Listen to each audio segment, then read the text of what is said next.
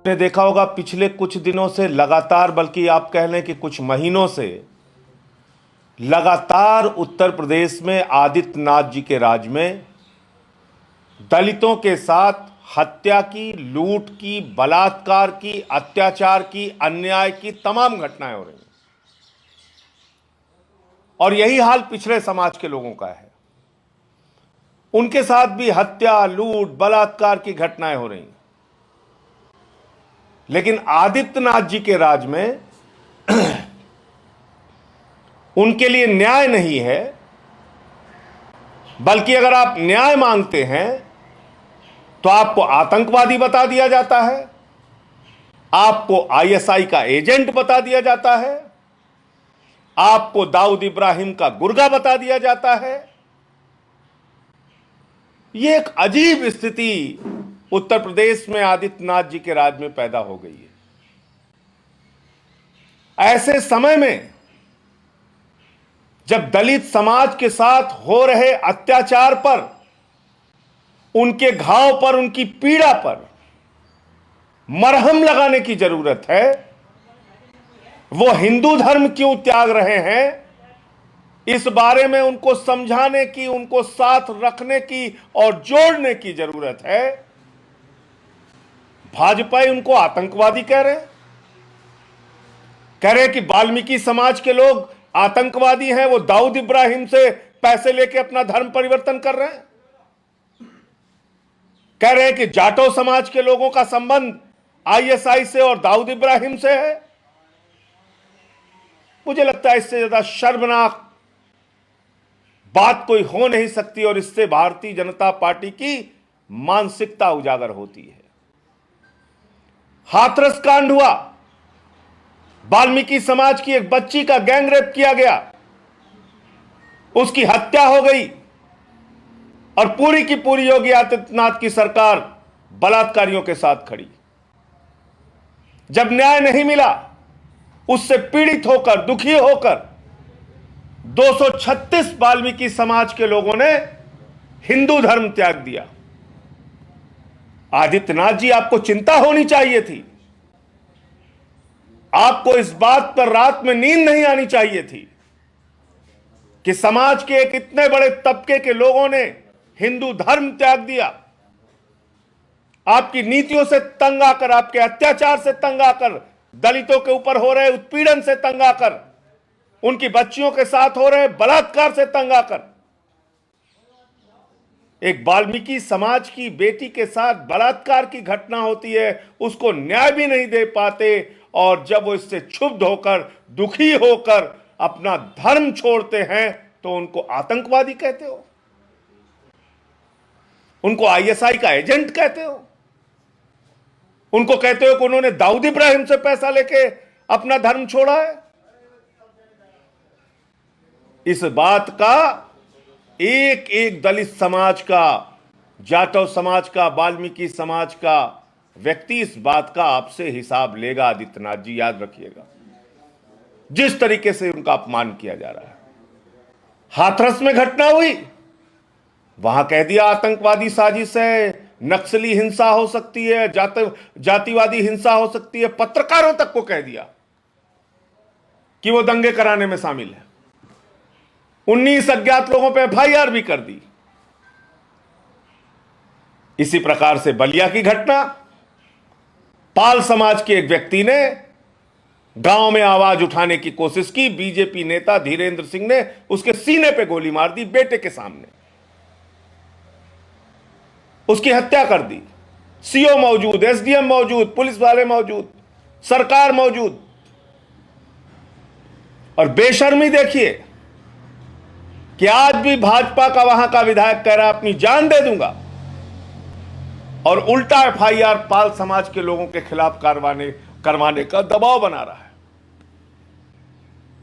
यही है भारतीय जनता पार्टी की मानसिकता, यही है आदित्यनाथ जी की असलियत। दलित विरोधी, पिछड़ा विरोधी, वाल्मीकि विरोधी, जाटो विरोधी, पाल विरोधी, यादव विरोधी, नाई विरोधी, विश्वकर्मा विरोधी, प्रजापति विरोधी, मौर्य विरोधी, कुशवाहा विरोधी।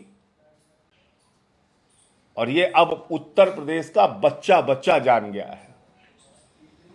किस प्रकार से जाति उन्माद, जातीय दंगे कराने की साजिश योगी आदित्यनाथ जी उत्तर प्रदेश में रच रहे हैं, ये हाथरस की, बलिया की और गाजियाबाद की घटना से बिल्कुल दूध का दूध पानी का पानी हो गया है। और इसीलिए मैंने प्रधानमंत्री जी को यह चिट्ठी लिखी है कि उत्तर प्रदेश का मुख्यमंत्री स्वयं जातीय हिंसा और दंगे कराने की पूरी साजिश रच रहा है। अपने लोगों के माध्यम से भड़काऊ बयान दिलवा रहे हैं, अपने लोगों के माध्यम से दलित समाज को अपमानित करवा रहे हैं, अपने लोगों के, अपने विधायक के माध्यम से वाल्मीकि समाज को दाऊद इब्राहिम का और आईएसआई का एजेंट बता रहे हैं, उनको लालची बता रहे हैं, उनको पैसा लेकर धर्म परिवर्तन करने वाला बता रहे हैं। इस बात की जांच कराइए प्रधानमंत्री जी और योगी आदित्यनाथ के ऊपर कार्रवाई कीजिए। आदित्यनाथ ऐसी मानसिकता के व्यक्ति को मुख्यमंत्री के कुर्सी पर बैठने का कोई हक नहीं है। गाजियाबाद में इतनी बड़ी घटना हो गई कि हाथरस कांड से दुखी होकर, पीड़ित होकर, उस बच्ची को न्याय न मिलने के कारण जो कष्ट हुआ, उसके कारण 236 लोगों ने धर्म त्याग दिया। ऑन कैमरा वो लोग आके बोल रहे हैं कि हम लोग पीड़ित हैं, दुखी हैं, और उनको वो भाजपा का विधायक कह रहा है वो तो दाऊद इब्राहिम से और आईएसआई के एजेंट हैं और दाऊद इब्राहिम से पैसा लेके, फंडिंग लेके उन्होंने धर्म बदला है।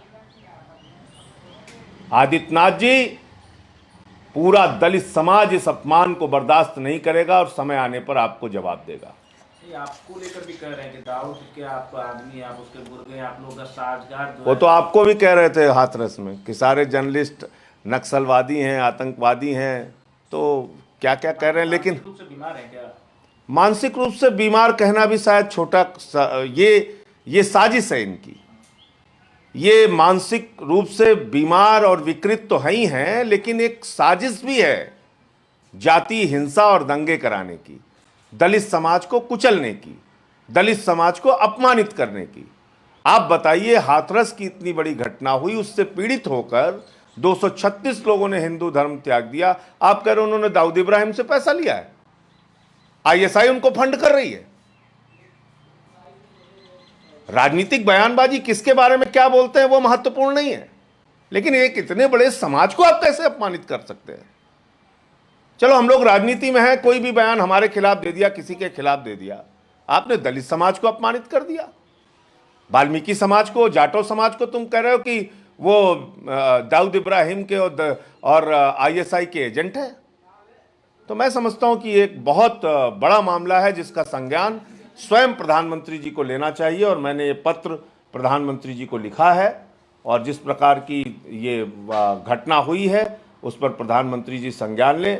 आदित्यनाथ जी के हाथों में उत्तर प्रदेश सुरक्षित नहीं है। सर, कल केजरीवाल जी से भी मुलाकात हुई थी, उन परिवारों को क्या कुछ उन्होंने केजरीवाल जी से कहा? केजरीवाल जी, अरविंद केजरीवाल जी ने पूरा भरोसा दिलाया है, हम लोग उनके साथ खड़े हैं। हम हाथरस के मामले में भी साथ खड़े थे, हम बलिया के मामले में भी, हमारे पार्टी के पदाधिकारी नेता वहाँ पर गए, उन परिवारों से मिले, हमने उन लोगों से भी बात की।